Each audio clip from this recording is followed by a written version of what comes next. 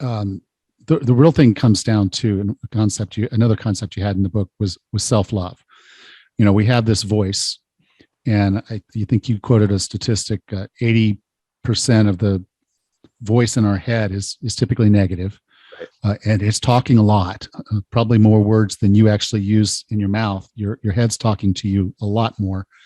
And if most of that is negative, then you're coding in that negative expression. You're coding in that negative response because you're in it and you're struggling. And as you mentioned, like COVID or something goes on with our health, if we're having those negative voices and they're winning the argument because they're louder and they're speaking more often, we're going to really struggle with a lot of these things. And the only way to really come out the other end, in my opinion, is through self-love. Yes, self-love is so crucial and needs to be practiced on so many different paradigms. When it comes to self-love and that voice,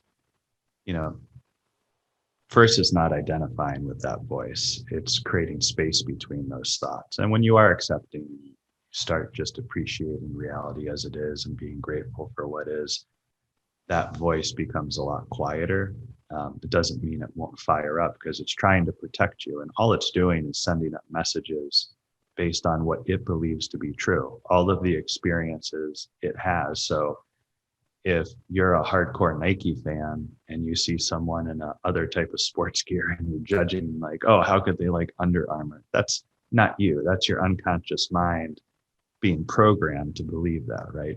That's on a material level. But, when it comes to self-love and self-talk, if you grew up in an environment where you were told you're not going to amount to anything and you're worthless, and that was programmed to you from a very young age, that's a formative time. Your mind, whenever you're looking to achieve something, it's going to send that trigger up and that thought impulse is going to come up. So sometimes it's things that happen to us that we judge in the material world. Sometimes it's things that happen in the formative times in our lives. And the other times it's things as adults where we start questioning ourselves. Oh, I don't know if I can do this, and you start looking at what you want to achieve, if it's a health and wellness objective and, you're 300 pounds and your goal is to get to 190 and, it's day 2 and you just feel like nothing's happening, that negative self-talk is just going to start firing up. It's like, you're always going to be overweight. You're never going to be able to accomplish this.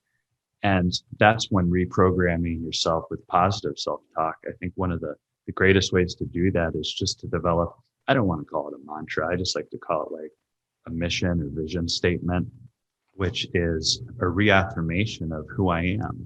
It's like, just something simple that you can write up in a paragraph, recite to yourself every morning, every time you're getting down, and every time before you go to bed, and create positive self-talk within that, because self-talk and self-love go hand in hand. And just knowing that, we're boundless with our potential. What holds us back is the contents of our mind, which aren't necessarily truths, right? They're not truths of our reality. We have the ability to shape and mold and do that. And that's the beautiful thing about the brain. We reprogram our brain with our mind, and our brain has plasticity. So it's not hardwired, it's not fixed. So anytime someone says, this is just the way I am, I'm like, well, that's the way you're choosing to be. We all have the ability to change. And if you don't believe it, there's this great book called The Boy That Was Raised as a Dog. Really sad story about a child that had a very horrible upbringing, was raised by a mentally ill, I think it was his mother's brother, and he was locked in a cage for the early part of his life. And he was raised like he was a dog. And they ended up doing a lot of work with brain plasticity to rewire his thoughts, his emotions, and behavior. And after months of going through therapy, he entered kindergarten. There's hope for all of us. We can all overcome, and that's the beauty about what you're doing and what we're doing, is just helping people realize that we're not stuck in this fixed rut that we believe to be true. It's going to take a little work to build a ramp to get out of there, but we can all do it.